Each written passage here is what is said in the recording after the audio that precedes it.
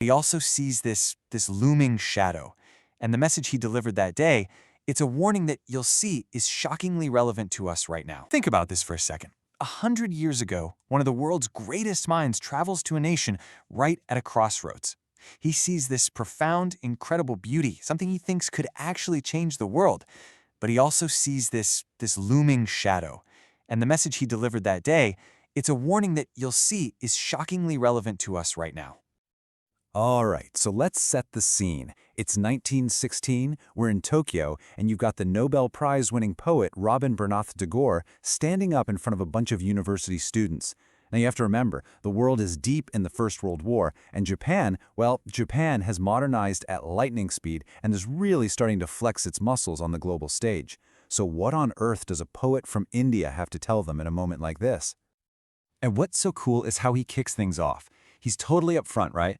He basically says, look, I know I'm an outsider, and I might be romanticizing some of this stuff. He's pretty much telling the audience, I know what you're thinking. But he doubles down, insisting that what he's about to say, it isn't just some tourist daydream. He believes it's a vital, fundamental truth. Okay, so what was it? What was this powerful truth that Tagore saw in Japan? And what was the danger, the thing that made him feel so desperate to warn them? Come on, let's follow his journey and see what he found. So, first up, a poet's first impression.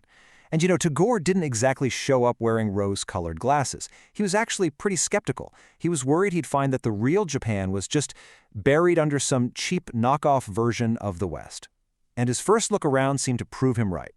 So he's looking out over the port city of Kobe, and he's not seeing beautiful temples or cherry blossoms.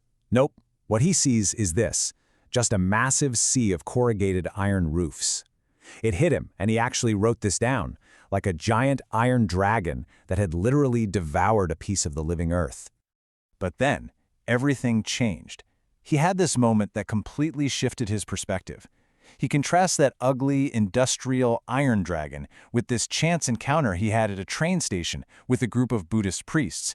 He said their quiet dignity, their simple reverence, that was the real source of Japan's greatness. It was like a golden light of peace that just washed away all that modern noise. That moment was everything. It let him see past the surface, past the modern stuff, to what he believed was the nation's true soul.